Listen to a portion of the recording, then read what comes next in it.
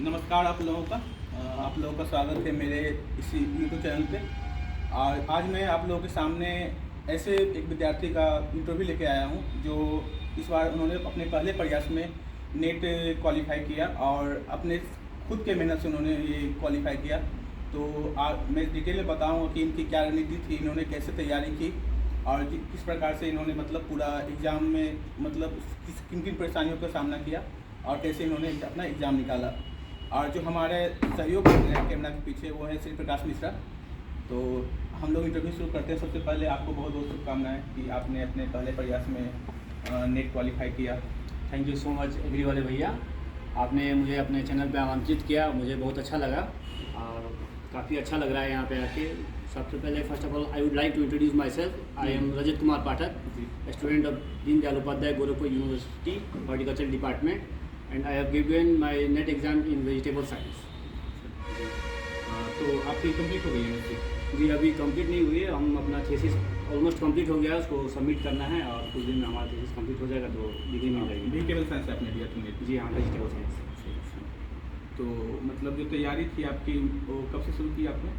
देखिए बेसिकली तैयारी तो जब मैंने एमएससी में एडमिशन लिया था हॉर्टिकल्चर में तो उसी समय में स्टार्ट कर दिया था, क्योंकि हमारे सीनियरों ने और प्रोफेसर ने बताया था कि जब फर्स्ट जो सेमेस्टर होता है, सेकंड सेमेस्टर होता है, उसमें हमको थीसिस रिलेटेड वर्क नहीं करना पड़ता है। तो स्टार्टिंग से अगर हम उस पर थोड़ा फोकस करते हैं ज़्यादा बिजी मतलब काम, हाँ शेड्यूल ज़्यादा बिजी होने के क्योंकि सेकेंड ईयर में जाने के बाद हमको अपना फील्ड वर्क करना रहता है, थीसिस लगाना रहता है, उसमें काफ़ी लॉट ऑफ वर्क। पेपर भी तो शायद मई जून में होता है और फिर उस समय तो थर्ड सेमेस्टर का समय। जी थर्ड सेमेस्टर का बीच में बस हमको थोड़ा मेंटेन करना पड़ता है।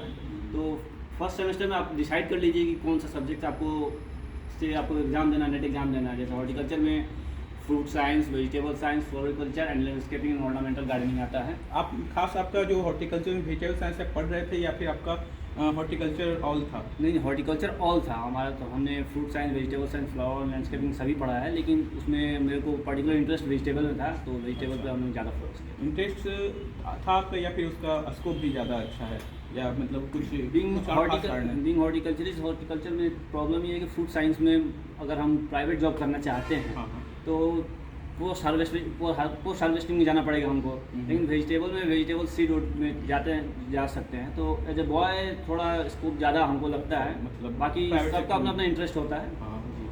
फ्रूट साइंस भी आता है, फिर फ्लोरिकल्चर भी आता है। जी हाँ।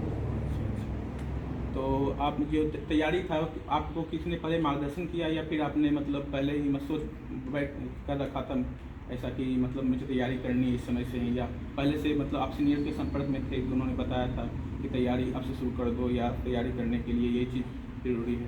तो मार्गदर्शन कहाँ से मिला आपको, मोटिवेशन जो भी? बेसिकली होता ये कि हमें सीनियर ही बताते हैं, हमारे सीनियर हो गए या फिर हमारे प्रोफेसर हो गए, तो हम सीनियरों के साथ में जुड़े हुए थे पहले से ही। क्योंकि जब हम फोर्थ ईयर में थे अपने बीएससी के में, तो हमारे सीनियर लोग जब फील्ड वर्क करते थे, उन लोग साथ में हम लोग काम करते थे, तो वो लोग बताते थे हम लोग को कि ये चीज़ है, नॉलेज लो, ये फील्ड में जाना ज़्यादा बेटर रहेगा, कैसे क्या करना है। तो ये सब हमारे सीनियर और प्रोफेसरों से भी हमने राय लिया कि कौन सा हमारे लिए ये रहेगा, कौन सा हमारे लिए बढ़िया रहेगा। पर्टिकुलर इंटरेस्ट के ऊपर डिपेंड करता है कि आप फ्रूट में ले रहे हैं या वेजिटेबल में रहे हैं। यूजी आपकी कहाँ से? मैं दीन दयाल उपाध्याय गोरखपुर यूनिवर्सिटी के एफिलेटेड कॉलेज है, national post graduate college Barhalganj, वहीं से मैंने यूजी बीएससी एग्रीकल्चर यूजी को 2020 में 2021 में 2023 में पीजी खत्म हो जाएगा। जी अच्छा।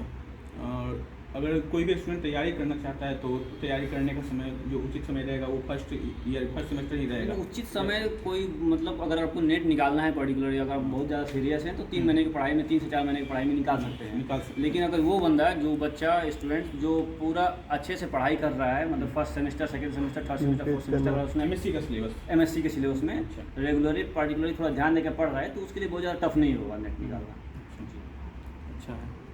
और मतलब इस जो सिलेबस है, सिलेबस तो बहुत ज़्यादा बड़ा है, तो इसमें रीडिंग भी आता है और दूसरे पोर्शन भी आते हैं, तो मतलब इसका तैयारी के लिए एक खास बुक है या फिर बहुत सारी बुकिंग की जरूरत पड़ती है? देखिए हर मान लीजिए कि ब्रीडिंग का है तो ब्रीडिंग के लिए हमको जी कल्लू का बुक फॉलो करेंगे तो ज़्यादा बेटर रहता है। क्या बोले आप? जी कल्लू का ब्रीडिंग की। अच्छा, वो पढ़ सकते हैं।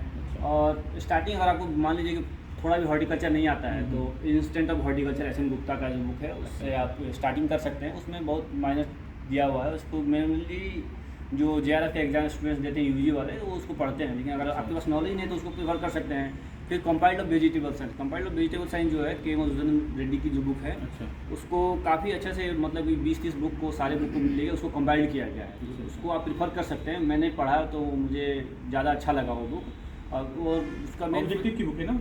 नहीं, वो थ्योरेटिकल भी है और ऑब्जेक्टिव वाली बुक भी है उसकी, 2 बुक आती है। अच्छा, तो पहले दोनों मतलब जरूरी है। जी जी, और उसमें ब्रीडिंग का भी कुछ क्वेश्चन दिया हुआ है, तो मुझे बेटर लगा।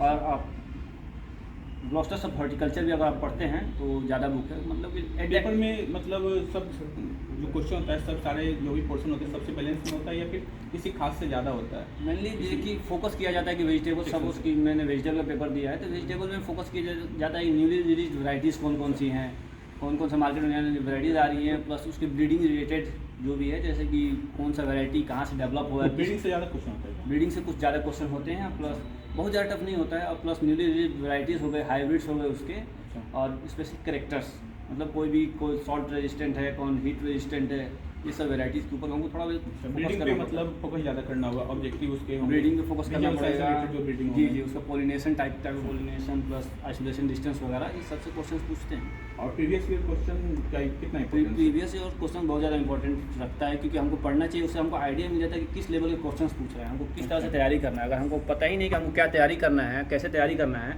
तो हम कुछ भी उठा के पढ़े जा रहे हैं, तो वो चीज़ सही से मतलब सही से नहीं कर पाएंगे। मेन चीज़ जैसे हमको सिलेबस देख के पढ़ना है कि हमारा ये सिलेबस है, इस सिलेबस को हम पढ़ेंगे तो ज़्यादा बेटर रहेगा। प्रीवियस ईयर क्वेश्चन कोई एग्जाम में इम्पोर्टेंट होता है, तो इसमें और भी उसमें भी करीब 4 से 5%, मतलब कि 4-5 क्वेश्चन नहीं भी रिपीटेड हो जाते हैं। अब जरूरी नहीं है कि एग्जैक्टिव क्वेश्चन आ जाए, उसके ऑप्शन से रिलेटेड क्वेश्चन आ जाते हैं। तो अगर आप कोई क्वेश्चन सॉल्व कर रहे हैं प्रीवियस ईयर का, तो उसमें 4 ऑप्शन है, उस चारों ऑप्शन का आप सॉल्यूशन ढूंढिए, उससे आपका 5 क्वेश्चन, एक क्वेश्चन से 5 क्वेश्चन तैयार हो जाएगा। तो आपने इस बार जो एग्जाम दिया उसका क्वेश्चन का लेवल क्या था? क्वेश्चन का लेवल बहुत हार्ड नहीं था, मॉडरेट लेवल का क्वेश्चन था, लेकिन हमने बेसिकली हम लोगों ने बहुत ज़्यादा डीपली पढ़ लिया था। अच्छा। और क्वेश्चन बेसिक लेवल से पूछा था, तो हमको कोशिश ये करना है कि पहले हमारे बेसिक्स जो तैयार है क्वेश्चन हैं, उसको तैयार करके रखना है। कि बेसिक तैयार हो जाएगा तो फिर आगे डीप में हमको समझ में आ जाएगा। बेसिक जरूरी है? जी हाँ, बेसिक जरूरी है। अच्छा, तो आपने कोई कोचिंग लिया था? नहीं, कोचिंग नहीं लिया था, हमने सेल्फ स्टडी लिया था। सेल्फ स्टडी से आपने निकाला? एक मॉक टेस्ट दिया था हमने। मॉक टेस्ट कहाँ से होती है? इसका मतलब यूट्यूब पे ऐसे ही फ्री में मिल जाते हैं बुक को, मॉक टेस्ट को वहीं से अच्छा, हमने। यूट्यूब पे वो सारे मॉक टेस्ट अवेलेबल हैं, तो आगे वो सही लगे वो हाँ, आपने अब किया? पूरा उस पर आप अगर यूट्यूब पे पूरा बिलीव भी मत कीजिएगा, थोड़ा वो देख लीजिए, क्योंकि कुछ क्वेश्चन उसमें भी गलत होते हैं, तो उसमें आपको खुद को एनालाइज करना पड़ेगा। और जो भी मतलब तैयारी करना चाह रहे होंगे वेजिटेबल साइंस नेट, उनके लिए आप क्या मतलब कुछ संदेश देना चाहेंगे, कुछ बताना चाहेंगे? वेजिटेबल साइंस का तैयारी करें या फिर फूड साइंस का तैयारी करें, मेन यही है कि आप कंटिन्यूटी मेंटेन रखिए। ऐसा नहीं है कि आप 1 महीना पढ़े उसके बाद 4 महीने छोड़ दिए। और मेन की है नेट निकालने का, आपको रिवीजन करना पड़ेगा, क्योंकि सिलेबस बड़ा है, वैराइटीज़ इतनी ज़्यादा हैं, उसमें भी आपको जेनेटिक्स भी पढ़ना है, क्योंकि हॉर्टिकल्चरिस्ट हम लोग का जेनेटिक्स वीक होता है, तो हमको समझ में नहीं आता है। तो अगर पर्टिकुलर उसको टाइम से रिवीजन करेंगे, आपने सपोज आज पढ़ लिया है तो उसको 2 दिन के बाद उसको रिवीजन कीजिए। अगर रिवीजन नहीं करेंगे, 1 हफ्ते बाद अगर खोलेंगे आप, तो आपको लगेगा कि फिर से सब गायब हो चुका है, हमको फिर से दोबारा पढ़ना पड़ेगा। जी, तो यही है कि आप कंटिन्यूटी मेंटेन रखिए और पूरे साल अच्छे से आपका जो सिलेबस है उसको पढ़िए। और सिलेबस एक बार नेट का देख लीजिए आप। और मेन ये है कि सिलेबस किसी भी एग्जाम के लिए बहुत जरूरी होता है, तो जी हाँ। अब एग्जाम आप दे रहे नेट का ही दे रहे या किसी का भी ले, तो सिलेबस सबसे पहले आपके लिए आपके टेबल पे होनी चाहिए वो सिलेबस। जी जी, टेबल सिलेबस होनी चाहिए आपके टेबल पे। कोशिश करें कि अगर चिपका के अपने वॉल पे लगा सकें, तो उससे आपको बार बार सिलेबस खोल के देखने की जरूरत नहीं होती। तो मतलब ये आपने नेट निकाल लिया, तो इससे क्या भविष्य की संभावना है? भविष्य की संभावना कि अभी हमने यूजीसी का आपने नोटिस पढ़ा ही होगा कि हम मिनिमम क्वालिफिकेशन जो है किसी भी यूनिवर्सिटी या कॉलेज में एज असिस्टेंट प्रोफेसर के लिए, तो आप एलिजिबल हो जाते हैं। आपका ये मेन फ़ायदा हो जाता है कि आप एलिजिबल हो जाते हैं, और बहुत बड़ी बात है मैंने कि आप एलिजिबल नहीं हैं। उसके अलावा मतलब प्राइवेट सेक्टर में भी इसका कुछ फ़ायदा होता है? हाँ, मतलब कहा जाता है कि सब कहीं किसी से पूछेगा, अगर आपका नेट नहीं है तो कहा जाता है कि आप आपकी MSc से प्रायोरिटी नहीं दी जाती है? जी जी जी, आपको प्रायोरिटी नहीं दी जाती। कहा जाता है कि आपने MSc सही से पढ़ाई नहीं किया, आपको नॉलेज नहीं है। आपको डीपली नॉलेज होगा तभी तो आपने नेट निकाला, और आपको आप ही को प्रायोरिटी देगा, किसी नॉलेज वाली कोई कंपनी लेना चाहेगा। अच्छा है कि आपने नेट